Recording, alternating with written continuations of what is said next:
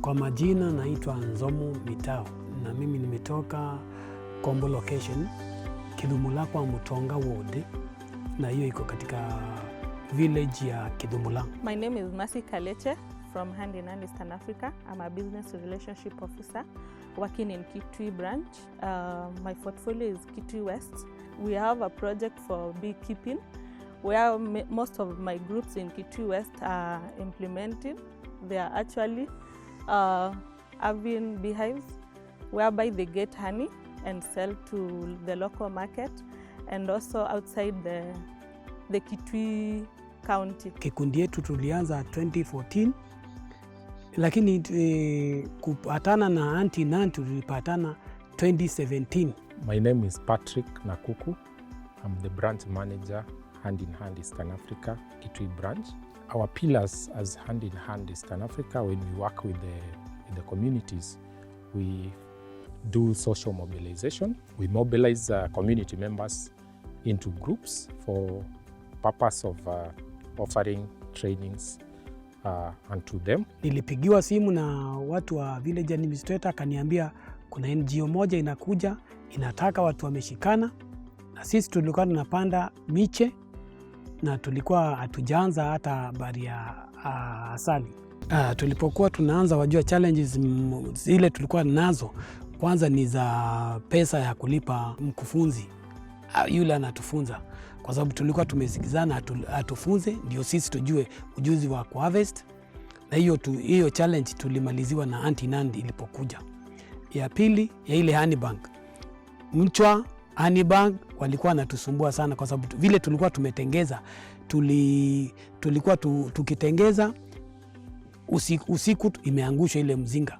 Sasa tulipofundishwa tukaonyeshwa vile jinsi tunaweza wekeza hiyo mzinga, hiyo shida yote ikamalizika. Pesa zile tulibakisha kwa sababu ya kukuliwa na honey bank, tukanunua mizinga, na nafikiri saa hii tuko na mizinga mzuri kwa sababu wakati ya mwisho tumeharvest 125 kg, na hiyo ni kumaanisha tuko na nini, tumeenda juu.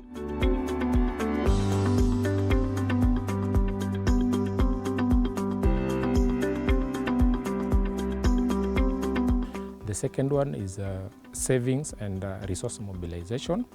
We aim at inculcating the savings habit among the community members. We also train them on enterprise development, and we have trainings on financial management, whereby we also want the community members to be able to manage the finances that they get from their enterprises well. Tumefanya home banking, tukapata faida, tukaweka pesa. Mimi nikanunua ng'ombe, mwingine akanunua kuku, na mwingine akanunua mbuzi. We train them also on enterprise value chain development. Sasa akatusomesha habari ya value chain. Mwaka wa 2018 tuliharvest kilo 10. Hiyo tulikuwa tumenunua mizinga, lakini haikuwa imeingia mzuri, tukauza 6,000. Mwaka huu tulikuwa tumeharvest kilo 84 ya asali, na katika hiyo 84 yote tulipata 46,400 kama sijakosea. I have a passion and I'm also a social person, and interacting with people gives me that zeal to work with the community. Kabla hatujaonana na Ndi Ngui tulikuwa na shida ya pesa. Wakati wengine hawana kitu, sisi tuko na nini? Tuko na chakula na tuko na pesa.